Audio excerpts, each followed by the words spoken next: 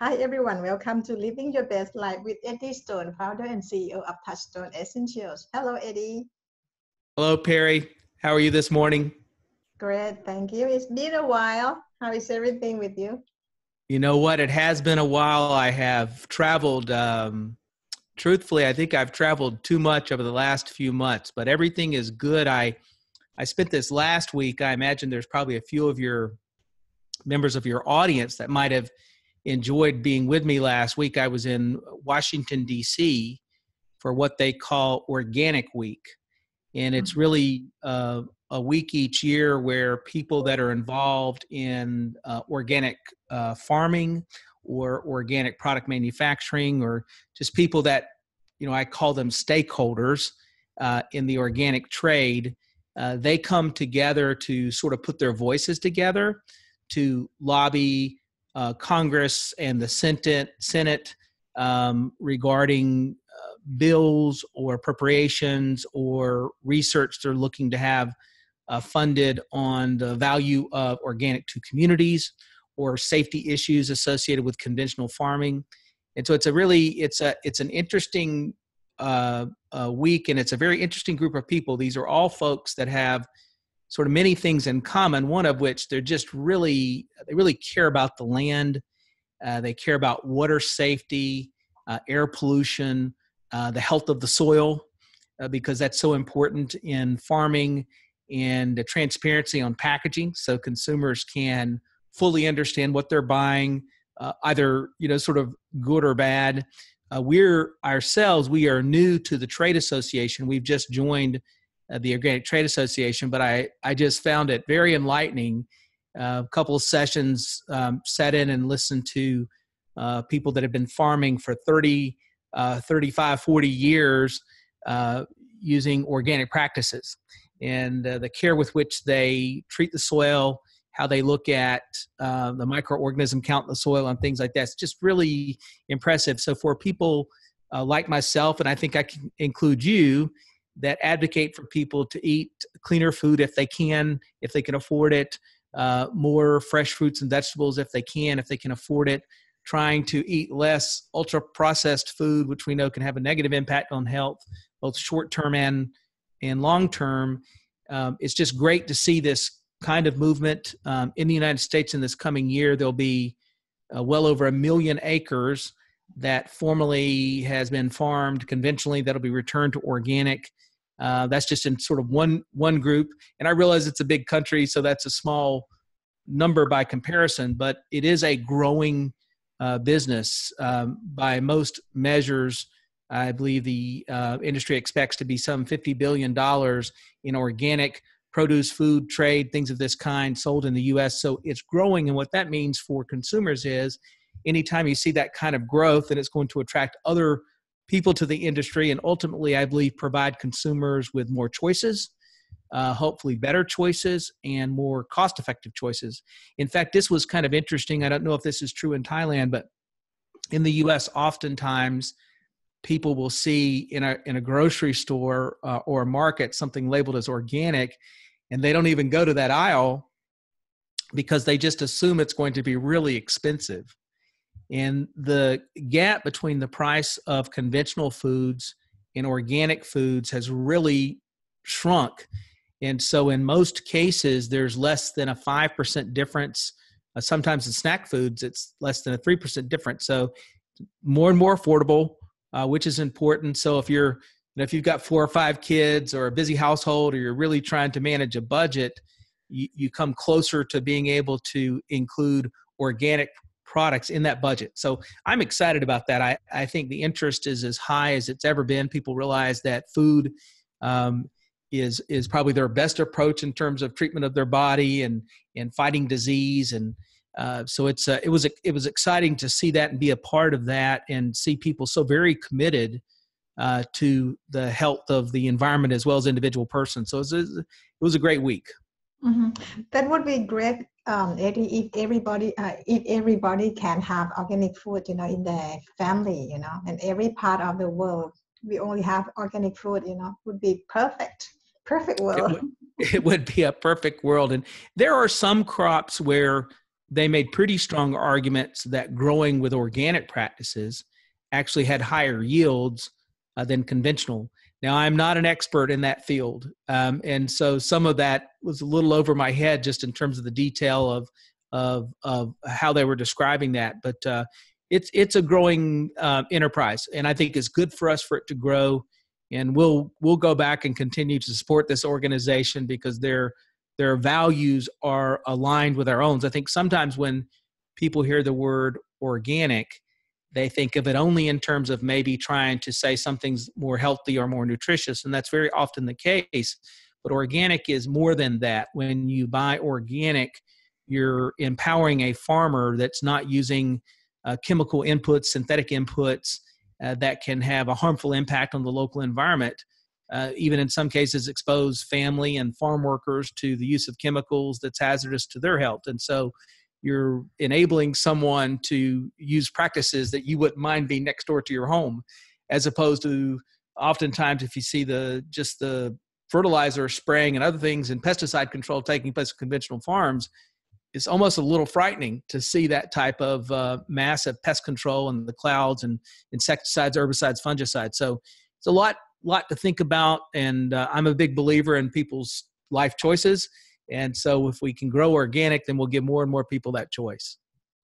It is very good, if like your country can set like the trend for the organic food, like many countries will follow, for example, my country, because like, okay, we always, not always, we follow what is good, in like in America, in Europe, Yeah, that's exactly right. And if it needs for the U.S. and Europe to take the lead, so be it, right? We can do that, and it'll be a contribution, right? We've given people enough ultra processed fast foods and things like that, so maybe we can go back and give them some organic fruits and vegetables for a change. Yeah, right. Back to nature. Yes, exactly. Okay, I have a question from Sophie. Okay, this one about zeolite. She asked a question: how effective is the liquid zeolite at removing heavy metals such as mercury from the brain? Looking at my last brain scan images, it looks like there are holes, long lines that do not appear on normal examples. I had radiation therapy for acute lymphoblastic leukemia when I was a child, and also accidentally broke a thermometer in my mouth when I was about 7. So what should she do in this case?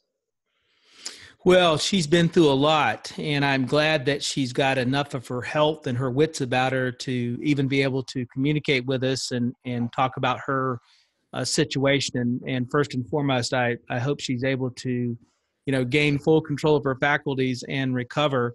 And if she's thinking about these issues, I've got some confidence that she's already doing some right things. Here's what we know about mercury. Number one, mercury is super toxic. And so that's why oftentimes people will find they have trouble when they have mercury-filled amalgams in their teeth, or if they have other types of exposures, it can be quite deadly and quite poisonous. And sometimes you'll see in the conventional world, if there's some kind of industrial accident or something, people will be recommended to have a chelation therapy, which can help in some cases, not all cases, to help to reduce the load. What is advantageous about mercury and zeolites, or when I say mercury, really I could be saying cadmium, lead, all these heavy metals that we recognize in concentration are not good for us, is they're all positively charged particulates. And so when you ingest a properly prepared zeolite, it would have a negative charge. And so I think I've probably used this example before on the show, but if you think about magnets, and if you played with magnets as a kid, you know, if you get two magnets, a north end and a south end near one another, they'll sort of snap together, whether it's little blocks of magnets or it might be little BBs or whatever it happens to be. And that is really a good way to think about what happens when a person's ingesting a good zeolite, and there's heavy metals are present in the body from pollution or whatever. Those zeolites are going to be attracted to those heavy metals, and they're going to snap and bind. You might even refer to that as a chelating type of action. The good news is that the body will not hold on to or keep zeolite. It's something that's simply going to process out of the body. Everybody's body chemistry is different. And so for some people, maybe it's 4 to 6 hours, maybe for others it's less, and for others it's longer. But it's one way to try to support the body, help the body getting rid of heavy metals and environmental pollution. And if you get zeolites that are nanoparticle in size, sort of mathematically, we can have some confidence about it helping to support at the cellular level, which would then also include the brain. To say that it crosses the blood-brain barrier is a whole sort of another statement that we can't make, simply because that would require an autopsy of a live person, right? Which isn't something that can happen. But we can make some assumptions looking at the math and other data to believe that at that cellular level of cleanse, it would help out. And so I think she can be optimistic. I know that there's no contraindications. And so if she can afford zeolite, even if it's just our basic entry-level pure body extra strength or an equivalent, there'll be some nano-sized particles there. All of that would help support the body in helping to get rid of heavy metals. And given the exposure described, it's probably almost like any nutrition that she's made a part of a daily regime. She needs to just plan to do it on an ongoing basis. Now, she didn't give us her age, so I don't know how old she is. But I mean, I feel like in the world I'm in and flying on airplanes and other things I do, I'm constantly exposed to volatile organics and other environmental pollutants. And so I think of detox as just an ongoing exercise, whether that's trying to keep ample greens in my diet and or the use of daily of zeolite. I'm just trying to support my body's management of toxicity. Eddie, to detox the toxic from the brain, is it the most difficult part of the body or not? Or every part of the body is the same to get rid of, to detox? No, I don't think every part of the body is the same. I think if you look at literature, study the anatomy, if you listen to doctors and scientists, things that get in the brain can almost become trapped in the brain, right? The body has a natural mechanism of protecting itself. And one of the ways it does that is it's got what's called the blood-brain barrier, and it doesn't just let anything in. You know, that's that last place that the physical body is trying to protect is the brain. And so it's an important safety mechanism for us. Viruses or things sometimes that might affect other parts of our body can't cross the barrier. Now some can, and then you get sort of devastating impacts. But also things that become embedded in your bones. There are some diseases that the way they get into the bone matter is also difficult. So things that are in the gut, simple in the bloodstream, things like that are probably a little easier to manage, whether we're talking about environmental pollutions or even viruses and the like. But the body's sophisticated, right? And so it does what it can to protect itself. And so I would say if it's in the brain, it's probably one of the tougher places. Mm-hmm. But we should detox, I mean, as much as we can. If you want to live life to the fullest potential, right, enjoy the best health possible, then you have to think about detox. You can't hide from the fact that we live in a polluted world. You know, even if we're just simply talking about automobile emissions, you know, what you find in city water, in the air. One of the more recent interesting reports I saw, glyphosate, which is a chemical found in Roundup, which is becoming really a global concern. And in the U.S., there have been recent litigation where the manufacturers of that product lost and had to pay out millions of dollars with a woman that had cancer. But one of the things we now know is that there is so much of that's been used on farming and yards and rural areas around our country. It's so embedded in our water supply and in our environment that quite literally there are detectable levels at very, very small levels you would even find in general rain coming from the sky. Recently, research showed there are plasticides that are actually raining because it kind of gets caught up in our atmosphere. And so it's a part of the evaporation from water, gets into the cloud structure, rains down again. And so sometimes these pollutants are just so around us, it will take lifetimes really to clean these things up. And maybe we never fully make that effort. And so it's we use a lot of chemicals, a lot of plastics, a lot of disposables in our current world, and we pay some price with our health. Mhm. Okay, so I have another question about nanotechnology still, okay, from Karen. She asked, the existing nanotechnology that is in the body, if the programming is not done before detoxification, then the nanotechnology will not come out and can actually become more strongly embedded. If this is true, how do we deprogram the nano? Well, I've seen some blog posts and things that sort of talk about that subject, and I won't pretend that I'm an expert by any means. As I read it, I think what the suggestion is that somehow we've ingested nano-sized particles that are mechanical in nature that could be programmed. Now, I don't know where the suggestion is of where that's coming from or any of those other factors, but kind of setting that aside for a moment, because that's a description of things that I don't really understand, and I would probably need to really know what kind of research was behind those statements. Are there peer-reviewed studies, where that's coming from? If the suggestion, though, is that if you take something in like a nano-sized particle like a zeolite and it will become ineffective because of what's being described, I just simply would dispute that. I don't believe that that's true. Not even sure how that would be possible. The zeolite is not a mechanical unit. It's a natural mineral. And so we mill that. I mean, we clean the zeolite to a tolerance where it's what we call bioavailable, right? The chambers are cleaned. And then we mill it to a size so that it can get into the soft tissue, bloodstream, and even get in then our nanosized particles can get in at the cellular level.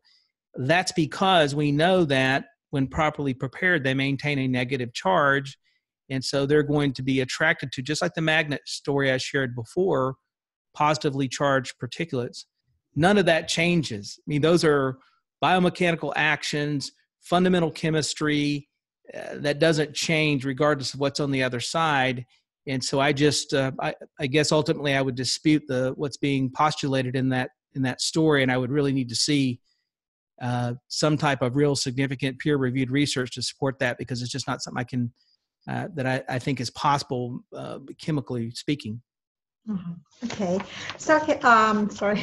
The next one is about CBD oil. It's very popular here now in Thailand. Like we are fighting to get CBD oil too. So Sure. How about your end? Yes. Well, I certainly I hope you can get CBD oil because it's wonderful. We've written a article or two that we've published recently that the gist of it is what Big Pharma doesn't really want you to know about CBD oil.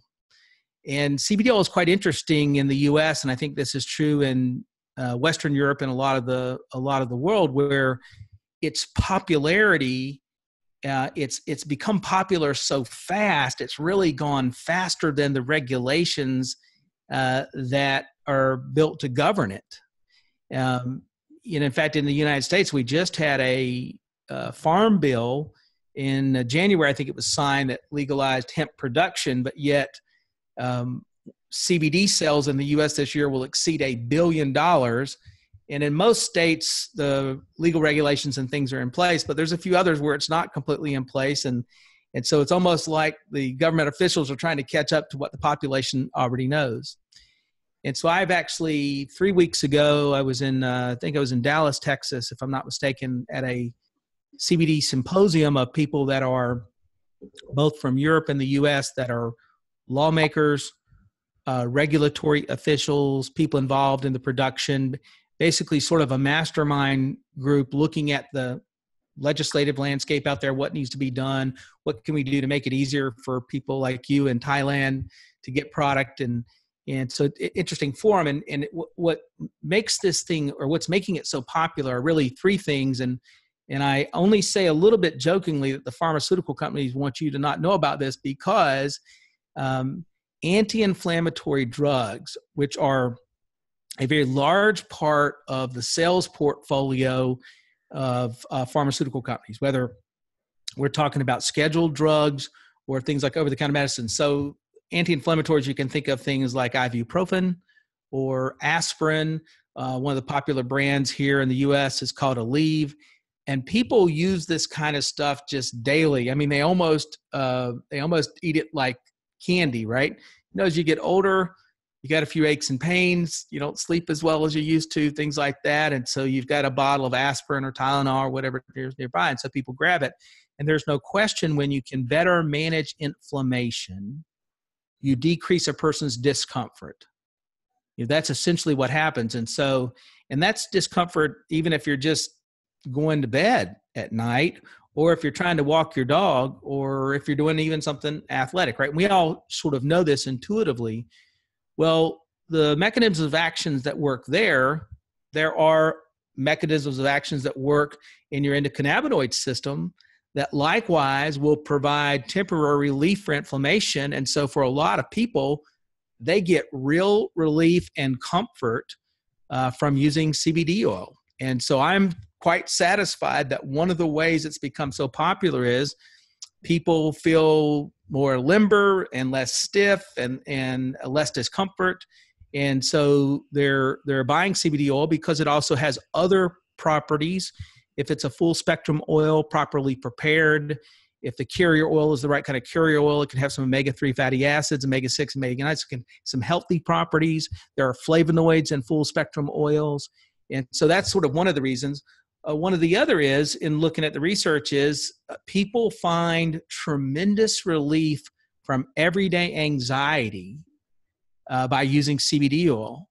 So much so that there are people that smoke and claim that by smoking, it helps them with stress or whatever. I don't know if that's true or not, but there are people that drink to help deal with their anxiety. And of course, there's just all types of pharmaceuticals out there, billions of dollars worth sold, probably trillions of dollars worth globally sold to help people with anxiety. And there's a lot of people now that say they're getting relief by using CBD oil.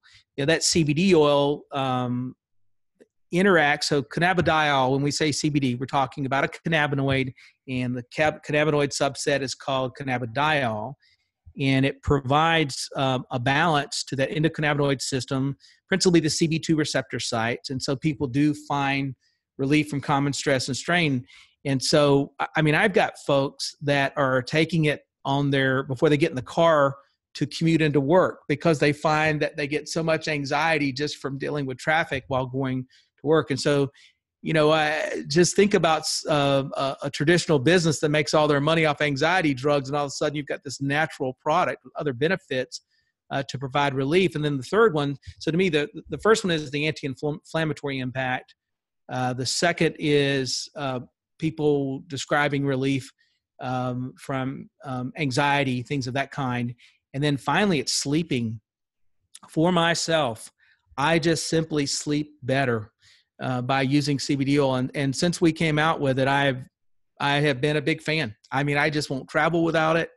And it's by the nightstand, and it's just something that I use. And maybe it's just all in my mind at this point, but that doesn't matter. I find great relief. And as I've gotten older, I just haven't slept as well in life, right? You get a little bit older, and you're starting to feel some of the pressures and the weight of the world and anxiety and other responsibilities that are held by parents and people as they get older. And all of a sudden you just find you don't sleep as well. And I do now. And I'm not alone. There are millions of people finding relief every day by using CBD. So I only say it half joking that the pharmaceutical companies don't want you to find out about CBD oil, because there's three things that they've made a lot of money on: anti-inflammatory products, antidepressants, and sleeping pills that people are getting relief from with CBD oil and really don't need those products any longer. And so I'm a big fan, and I look forward to the day from a regulation standpoint, Perry, we can have you enjoying some while you're in Thailand. And it's nice that we can enjoy that now and in most of Europe, the US, Japan, other places right now. So it's spreading and it's coming. People are excited about it. Mm-hmm. We will have a perfect world, huh? If we have like organic food and then we kill ourselves with natural products, would be perfect world. We'll keep working for it, right? It'll keep us busy. Yeah. So bring more products, good products to us, Eddie. You got it, Perry. We're going to work hard on it. Okay, thank you very much, Eddie, for being here with us. So we see you again next time. Okay, when you have. I'm looking forward to it, Perry. Thank you very much. Okay, bye bye. Bye bye.